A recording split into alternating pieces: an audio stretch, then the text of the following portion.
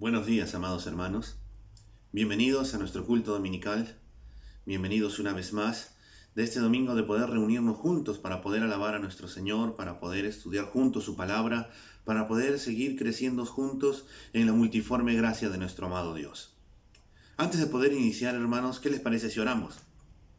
Padre, gracias, Señor, por esta mañana que nos regalas de tu gracia. Dios, es una nueva misericordia de parte tuya, Señor, que podamos abrir los ojos y que podamos, Señor, vislumbrar que en tu voluntad perfecta, Dios mío, tú sigues teniendo cuidado de nosotros. Ayúdanos, Señor, en esta mañana a poder entender tu palabra, a poder comprenderla, a poder aplicarla, a poder vivirla, Señor, y que tu Espíritu Santo, Señor, nos lleve siempre a toda verdad, y que seas tú y nadie más que tú, Señor, llevándote toda la gloria. Sigue formando, Señor, la imagen de tu Hijo Jesucristo en nuestras vidas, y ayúdanos, Señor, a seguir fortaleciéndonos firmes en ti, oh Cristo. Te damos las gracias, oh Padre, en el nombre de Cristo Jesús. Amén y amén. En esta mañana, hermanos, nos toca nuevamente hablar de la tercera sola. Esta tercera sola es la sola gratia, o conocida como sola la gracia de Dios. Esto es nuestro tema de esta mañana. Solo la gracia de Dios. La tercera sola es sola gratia, que significa solo por la gracia de Dios. Esto quiere decir que solo por la gracia de Dios el hombre es salvo. ¿Pero de qué es salvo? Del pecado y de la muerte. Y esta solamente es provista por el favor inmerecido de Dios, y que el hombre no puede hacer nada para poder recibirlo o para poder ganarlo. Todo es por la gracia de Dios. La salvación de principio a fin es solamente por la gracia de Dios. Y vamos a meditar en un pasaje en esta mañana que se encuentra en Efesios, en el capítulo 2, de los versículos del 1 al 10. Efesios capítulo 2, de los versículos del 1 al 10. ¿Lo tienes? Pues bien, vamos a leer. Y hermanos, dice así: Y Él os dio vida a ustedes, que estabais muertos en vuestros delitos y pecados, en los cuales anduvieron en otro tiempo según la corriente de este mundo, conforme al príncipe de la potestad del aire, el espíritu que ahora opera en los hijos de desobediencia, entre los cuales también nosotros en otro tiempo vivíamos en las pasiones de nuestra carne, satisfaciendo los deseos de la carne y de la mente, y éramos por naturaleza hijos de ira, lo mismo que los demás. Pero Dios, que es rico en misericordia, por causa del gran amor con que nos amó, aun cuando estábamos muertos en nuestros delitos, nos dio vida juntamente con Cristo. Por gracia habéis sido salvados. Y con Él nos resucitó, y con Él nos sentó en los lugares celestiales en Cristo Jesús, a fin de poder mostrar en los siglos venideros las sobreabundantes riquezas de su gracia por su bondad para con nosotros en Cristo Jesús.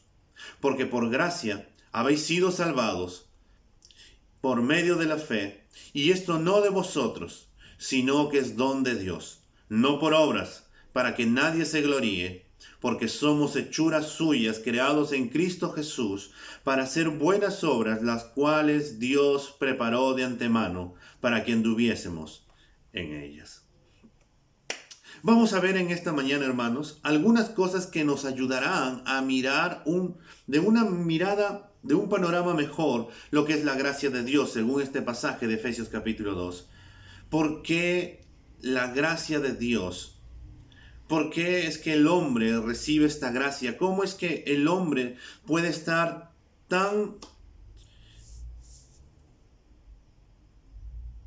¿Cómo es que el hombre puede estar tan agradecido con Dios acerca de esta gracia de Dios que nos ha sido concedida? Y vamos a ver, hermanos, en primer lugar, cuál era nuestra condición antes de Cristo. El versículo 1 que acabamos de leer nos dice: y Él nos dio vida a ustedes, que estabais muertos en vuestros delitos y pecados. Pablo inicia este capítulo diciendo que Cristo nos da vida y ahora nos empieza a explicar del por qué nos dio vida, cuál era nuestra condición antes de que Cristo nos diera vida, y es que estábamos muertos en nuestros delitos y pecados. Pero ¿qué quiere decir acerca de estos muertos en nuestros delitos y pecados? Desde que Adán pecó, entonces el pecado entró al mundo. Y por ende también entró la muerte espiritual y también entró la muerte física. ¿Qué quiere decir esto? Todos vamos a morir, sí. Pero con Cristo uno puede obtener vida eterna. Pero a la vez también todos tenemos muerte espiritual hasta que Dios nos da vida con Él. ¿Eso qué quiere decir? Que cuando el hombre está sin Cristo no puede buscar de Dios. ¿Por qué? Porque está muerto. Y un muerto no piensa, no siente, no respira, no quiere nada, no busca nada, porque está muerto. Y Pablo nos dice que nosotros estamos muertos en nuestros delitos y pecados. La palabra delito significa literalmente resbalón o caída. Esta se usa para describir al hombre que pierde el camino, se extravía, o de aquel que no logra adquirir la verdad o se aleja. La segunda palabra que Pablo utiliza es pecado. Este pecado es hamartía, que significa errar o perder en el blanco, como cuando uno tira al blanco.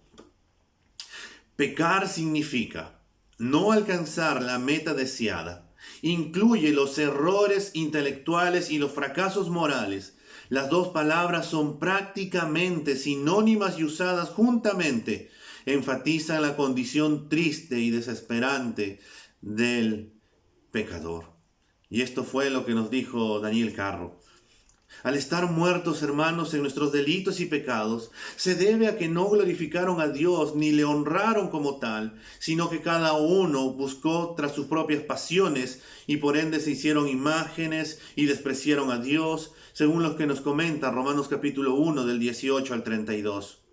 Romanos capítulo 3 del 10 al 12 nos dice que no hay justo ni uno, no hay quien busque a Dios. Todos han pecado, todos se desviaron. No hay quien haga lo bueno, ni siquiera hay uno. Romanos 3:23, por cuanto todos pecaron, están destituidos de la gloria de Dios, porque la paga del pecado es muerte, nos dice en otro versículo. Esta es la condición de todo ser humano que no ha sido salvada. Estábamos muertos en nuestros delitos y pecados. No queríamos buscar a Dios. Estábamos alejados de Dios. Y por ende la ira de Dios estaba destinada para nosotros. ¿Qué nos dice, hermanos? El versículo 2 y 3 nos dice que nosotros estábamos andando en otro tiempo según la corriente de este mundo, conforme a la potestad del aire, el espíritu que ahora opera en los hijos de desobediencia, entre los cuales también nosotros en otro tiempo vivíamos en las pasiones de nuestra carne, satisfaciendo los deseos de la carne y de la mente, y éramos por naturaleza hijos de ira, lo mismo que los demás. Este era nuestro caminar antes de Cristo. Era un andar en delitos y pecados. No teníamos una verdadera libertad, sino una temible esclavitud a fuerzas sobre las cuales nosotros carecíamos de control. Éramos sus títeres. Éramos llevados por aquí y por allá. Estas fuerzas, el mundo, la carne y el diablo, tenían un fuerte énfasis en nuestras vidas. Miremos primero, hermanos, cuando nos dice andábamos según la corriente de este mundo, o de acuerdo a la época de este mundo, quiere decirnos acerca de la época de maldad y oscuridad, es decir, la sociedad donde vivimos, que vive sin referencia a Dios, que no busca agradar a Dios, sino que trata de sacarlo del camino. Y este ambiente es donde nosotros ahora vivimos, y esta tiene una fuerte influencia, muy pero muy fuerte. Miremos un momento a nuestra sociedad. ¿Nuestra sociedad quiere buscar a Dios? ¿Nuestra sociedad está tras los consejos de Dios?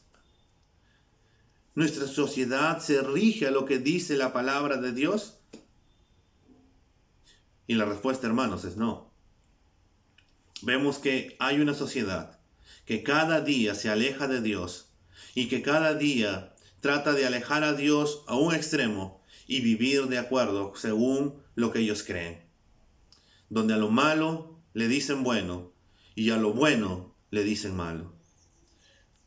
donde tratan de legitimizar, hermanos, la muerte de un bebé que está en un vientre, donde tratan de legitimizar el matrimonio entre dos hombres que no está de acuerdo en lo que dice las Escrituras, donde tratan de ver que cuando un hijo desobedece a su padre o le contesta a su padre, eso está bien, donde se trata de ver que el divorcio es algo normal, donde se trata de ver que si alguien es infiel a su esposa, entonces es algo normal, donde se trata de ver que la pornografía es algo normal, donde se trata de ver, entre otras cosas más, donde la corrupción parece algo ya normal. Hermanos, vivimos en una sociedad que cada vez más está de mal en peor.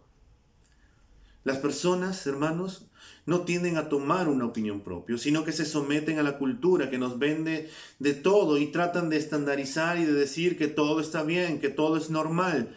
Y ese normal va ocurriendo cada vez más y más y más. La segunda fuerza que nos dice este pasaje es que andamos conforme al príncipe de la potestad del aire, el espíritu que ahora opera en los hijos de desobediencia. Aquí la palabra aire se puede traducir como una atmósfera sucia, que indica la oscuridad que el diablo prefiere en lugar de la luz, obviamente. Y este tiene el mando de las potestades y principados que operan en el mundo invisible. Debemos entender, hermanos, que este príncipe del imperio del aire es también el gobernador del espíritu que opera en las personas desobedientes. Y este es un espíritu maligno que ejerce su influencia sobre los que viven en el pecado y se caracterizan por una rebeldía contra Dios. ¿Por qué? Porque el diablo no quiere agradar a Dios, sino que más bien quiere que el hombre se destruya. Quiere que esta imagen y semejanza que Dios nos ha creado a todos los seres humanos termine tergiversado, donde el alcohol, las drogas, entre otras cosas más, terminan destruyendo al hombre. Satanás ha cegado el entendimiento de los incrédulos para que no vean, dice 2 Corintios 4:4, el resplandor del Evangelio, de la gloria de Cristo, que es la imagen de Dios. La tercera fuerza, influencia, hermanos, que nos mantiene en esclavitud, son los deseos de la carne. Cuando se refiere a carne, quiere decir que nuestra naturaleza egocéntrica y caída, cuando se refiere a los deseos de nuestro cuerpo y de la mente, es que está centrado en nosotros. Está centrado en lo que yo quiero, en lo que yo deseo. Como por ejemplo, hermanos, no hay nada malo en señalar un deseo corporal tal como comer, dormir, el sexo dentro del matrimonio, pero cuando la comida se vuelve una glotonería, cuando el deseo de dormir se vuelve en pereza, o cuando el apetito sexual se convierte en lujuria, esto es pecado. Además que los deseos de la carne, hermanos, incluyen malos deseos tanto de la mente como del cuerpo. Nuestro orgullo sube a flote y entonces nuestra carne toma el control absoluto. En cualquier punto, hermanos, el yo saca su desagradable naturaleza y se opone a Dios, porque yo quiero pensar como yo quiero. Yo creo que es así. Yo pienso que es así. No como tú piensas, Dios, sino como yo pienso. Antes de que Cristo nos liberara, estábamos sujetos, hermano, a estas influencias que nos oprimían tanto de adentro como de afuera. Esta fuerza, el mundo, Satanás, nuestra carne, y todos operaban de una manera en la cual nosotros éramos sus esclavos. Nosotros éramos sus esclavos. Y por ende, éramos hijos de desobediencia. Éramos rebeldes a Dios y estábamos bajo su ira. La ira de Dios, hermanos, representa la hostilidad divina de todo lo malo, de todo lo que es malo. Y por naturaleza esto implica que esta sentencia divina se debe más a lo que uno es y no solamente a lo que uno hace como pecador. Las obras malas del pecado provienen de una condición natural del ser humano sin Cristo. Por ende, hermanos, la ira estaba destinada sobre nosotros porque lo habíamos dejado. No hacíamos lo bueno, sino todo lo contrario, lo malo. No le glorificábamos, sino que no le tomábamos en cuenta. Esta era nuestra condición. Una condición grave, terrible, hermanos. Una condición en la cual el hombre no tenía esperanza. No tenía esperanza porque estábamos muertos en nuestros delitos y pecados. No teníamos forma de cómo buscar a Dios. No había ni siquiera la más mínima, remota posibilidad para poder abrir los ojos y poder decir: Dios, te quiero buscar. O quiero hacer lo bueno. No quiero pecar. Sino todo lo contrario. Éramos esclavos de nuestros pecados y delitos y estábamos muertos. Éramos guiados por el mundo, por Satanás y por nuestro yo, por nuestro orgullo. Y no había esperanza para el hombre. Pero no acaba ahí, hermanos. ¿Por qué? Porque ahora se empieza a vislumbrar la gracia de Dios para nuestras vidas. Miremos el segundo punto, hermanos. Ahora Dios toma la iniciativa. Dios toma la iniciativa ante nuestra condición fallida. Ese es el segundo punto, hermanos. Pero Dios, que es rico en misericordia, por su gran amor con que nos amó, aun estando nosotros muertos en pecados, nos dio vida juntamente con Cristo. Por gracia sois salvos. Y juntamente con Él nos resucitó y asimismo nos hizo sentar en los lugares celestiales con Cristo Jesús. Nosotros éramos objetos de su ira, pero Dios, con su gran amor con que nos amó, tuvo misericordia. Dios tomó la iniciativa. Estábamos muertos en nuestros delitos y pecados y no podíamos hacer nada. Pero Dios nos ha amado y nos ama tanto que envió a su Hijo Jesucristo a morir por nuestros pecados. Como nos dice Romanos 5:8, mas Dios muestra su amor para con nosotros, en que siendo aún pecadores, Cristo murió por nosotros. O como también primera de Juan 4:19, nosotros le amamos a Él porque Él nos amó primero. Solamente la misericordia de Dios podía alcanzar al indefenso, porque misericordia significa es amor para el que está abajo. Dios nos mostró amor. Nosotros estábamos perdidos, muertos, y Él nos mostró su gracia. Nos mostró su misericordia. Estábamos bajo la ira de Dios, pero solamente el amor podía triunfar sobre la ira, porque toda esa ira cayó sobre Cristo Jesús. Nuestro Señor Jesucristo cargó con toda nuestra culpabilidad, con todo nuestro castigo en la cruz del Calvario, para que ahora nosotros podamos ser aceptos en el amado. Estábamos muertos, y los muertos no resucitan, pero Dios nos resucitó con Cristo. Éramos esclavos en una situación deshonrosa e impotente, pero Dios nos ha levantado con Cristo y nos ha colocado a su diestra en una posición de honor y poder. No lo merecíamos, pero Dios quiso hacerlo. Por lo tanto, hermanos, Dios ha actuado para revertir nuestra condición pecaminosa de muertos, ahora teniendo vida. Estábamos muertos y Dios nos ha resucitado. Dios nos ha salvado. Por gracia somos salvos. Esto enfatiza, hermanos, las consecuencias permanentes de esta acción salvadora de Dios en el pasado. Eso quiere decir que Dios, que nos ha salvado, y esta salvación permanece para siempre. Cuando Dios nos salva, esta salvación permanece para siempre porque es un obrar divino. El obrar divino es de inicio a fin. Dios nos ha salvado y esta salvación es por gracia. Dios nos dio vida juntamente con Cristo. Luego Él nos resucitó y en tercer lugar nos hizo sentar en los lugares celestiales con Cristo. Hermanos, Dios nos revivió, nos levantó y sentó con Cristo.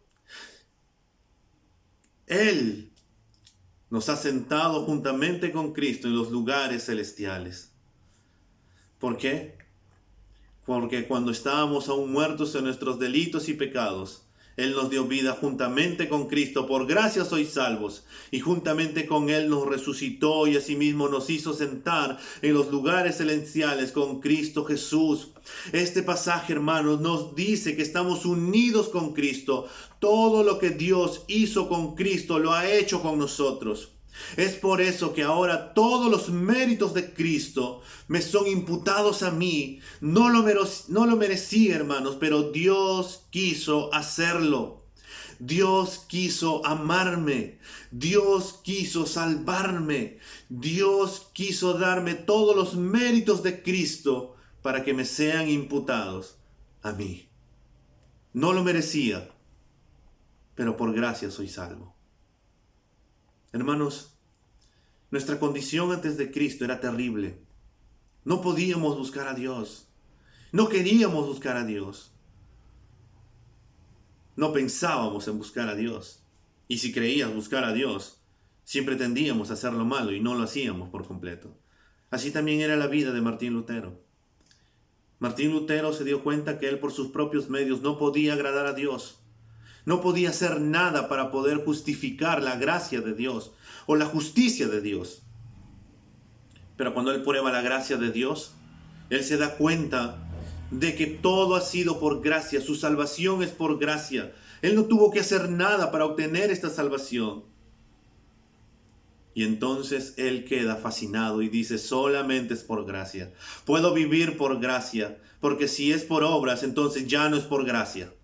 No podemos añadirle nada a esta salvación, porque todo es por gracia.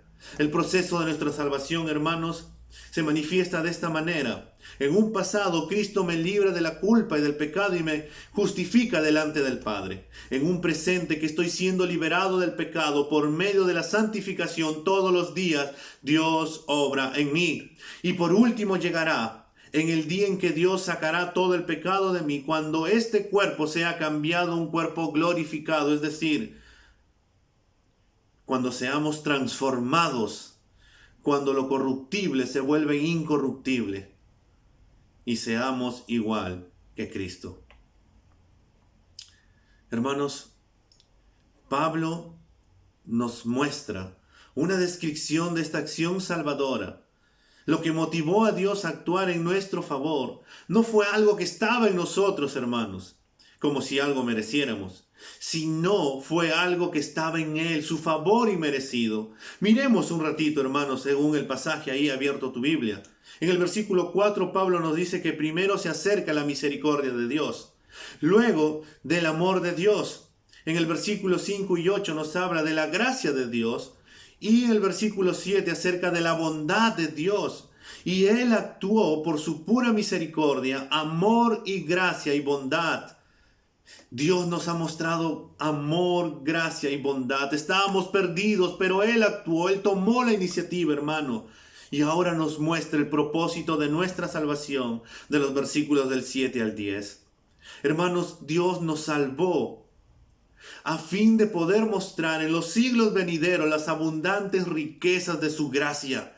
Somos evidencias vivientes de su bondad, a quien le debemos nuestra salvación, y seguirá mostrando sus abundantes riquezas de su gracia hasta la eternidad. Hermano, por gracia somos salvos, por medio de la fe. Este versículo, hermanos, el versículo 8 destaca salvación, gracia y fe. La salvación es perdón, es rescatar, es liberar de la muerte, es liberarnos de la esclavitud y de la ira de Dios, que nos mencionas en el versículo 1 y 3. Más aún, incluye la totalidad de nuestra nueva vida en Cristo, ya que juntamente con Él nos ha dado vida y hemos sido exaltados y sentados en los lugares celestiales, según nos dijo el versículo 4 y 5. Gracia, hermanos, es la misericordia gratuita e inmerecida de Dios hacia nosotros, y fe es la confianza humilde con la cual nosotros la recibimos, y esta fe también nos es otorgado por gracia, porque esto no proviene de nosotros, porque es un don de Dios, es un regalo de Dios, es un favor inmerecido de Dios hacia nosotros. Amado hermano, no merecíamos esta salvación. Estábamos perdidos, muertos en nuestros delitos y pecados. Pero Dios tuvo que tomar la iniciativa. No había nada en nosotros que motivara el favor de Dios hacia nosotros. Pero Dios quiso amarnos. Dios quiso salvarnos. Dios quiso perdonarnos. Dios quiso reconciliarnos con Él. Dios quiso darnos paz con Él. Dios quiere darnos gozo, y un gozo que sobrepasa todo lo que podemos imaginar. Una paz que sobrepasa todo entendimiento. Todos los méritos de Cristo ahora nos han sido imputados en nosotros. Todo lo que Cristo es nos ha sido imputado. Somos llamados santos, somos llamados justificados, y todo esto es por la inmensa gracia de Dios en Cristo Jesús, la inmensa gracia de nuestro amado Señor Jesucristo. Hermanos, tenemos un propósito en nuestra salvación. Dios nos ha salvado de su ira. Dios nos ha salvado para Él, para poder vivir toda una vida eterna. ¿No te parece eso algo asombroso? ¿No te parece eso algo maravilloso? Mira cuál era nuestra vida. Antes de Cristo estábamos perdidos. Y ante esta gracia de Dios, ¿cómo podemos responder ante ella? Y ante eso, hermano, tenemos que hacer algunas cosas prácticas. Lo primero es que tenemos que darle gracias a Dios por lo que Él ha hecho por nosotros. Y no solamente por esto, por hoy día. Todos los días debemos de darle gracias a Dios, hermanos. ¿Por qué? Porque todo lo que recibimos es por gracia. Lo segundo, hermano, te animo a que sigamos conociendo este Dios asombroso que nos ha amado tanto, que dio lo mejor de lo mejor a su Hijo Jesucristo para morir por nuestros pecados. Meditemos en las Escrituras, hermanos. Meditemos en ellas. Volvamos a su palabra. Separa un tiempo, hermano, para poder estudiar las Escrituras, para poder leer la palabra de Dios, para poder memorizar versículos. Lo tercero, hermano, comparte de esta salvación tan grande. Esta salvación que es por gracia. No tenemos que añadirle nada más. Es por gracia. Es un obrar divino de parte de Dios. Es el Espíritu Santo quien nos convence de pecado, de justicia y de juicio. ¿Qué tengo que hacer yo? Predicar el Evangelio. Y a ti, hermano, que tal vez te has alejado del Señor en este tiempo, recuerda la gracia de Dios y vuelve a Él. Reconcíliate con Él. Y te animo a que vuelvas nuevamente a estar con Cristo. Hermano, ¿qué te parece si oramos y le damos gracias a Dios? Padre, en esta mañana te damos gracias. Señor, tu salvación ha sido tan grande para con nosotros. Andábamos perdidos, muertos en nuestros delitos y pecados. No queríamos pensar en ti, Señor. Nuestra condición era una condición terrible. Pero, Señor, tú que eres rico en misericordia, abundante en gracia y amor, tú tomaste la iniciativa, Señor. Y al tomar la iniciativa, nos salvaste. Nos resucitaste con Cristo, Dios. Y nos has sentado en los lugares celestiales con Cristo Jesús. Señor, gracias por tan grande mérito que no merecíamos, Dios mío. Y todo ha sido por tu misericordia, por tu gracia, por tu gran amor para con nosotros, por tu bondad infinita. Señor, ayúdanos a siempre estar agradecidos, Dios mío, por todo lo que tú nos das. Nos das la vida, nos das la salvación, nos das a nuestra familia, nos das salud. Todo es por tu inmensa gracia, Dios mío. Ayúdanos, Señor, a ser conscientes de querer buscarte cada día más, Señor, de querer conocerte a la luz de tu palabra, de querer pasar tiempos de oración contigo, Señor, de querer predicar tu evangelio a las demás personas, mostrándoles, Señor, que se trata de tu inmensa gracia, que tú quieres que el hombre, Señor, venga y se arrepienta de sus pecados.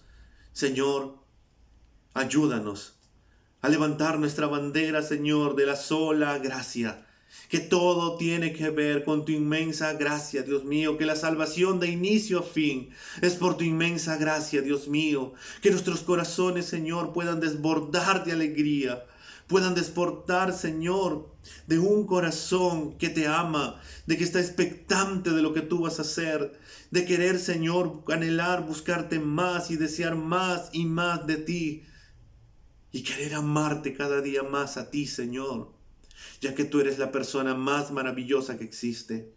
Te pido que tengas misericordia, Señor, de las personas que se han alejado de ti, Vuelve a traerlas a ti, Señor. Ten misericordia de ellas. Convéncelas, Señor, con tu Espíritu Santo de pecado, de justicia y de juicio, y que puedan volver a disfrutar, Señor, de tu gran amor, de tu misericordia y de tu inmensa gracia, Dios mío. Gracias, Padre, por todo. En el nombre de Cristo Jesús. Amén y amén. Esta ha sido nuestra tercera bandera, hermanos. La sola gracia de Dios. Así que te animo a poder levantarla en alta y poder vivir, porque solamente la gracia de Dios es suficiente para nuestras vidas. No solamente para la salvación. La gracia de Dios es suficiente para todo lo que vayamos a hacer. Así que vivamos en la gracia de Dios. Disfrutemos la gracia de Dios y difundamos la gracia de Dios. Que Dios te bendiga, mi amado hermano, y su gracia sea más que suficiente en Cristo Jesús.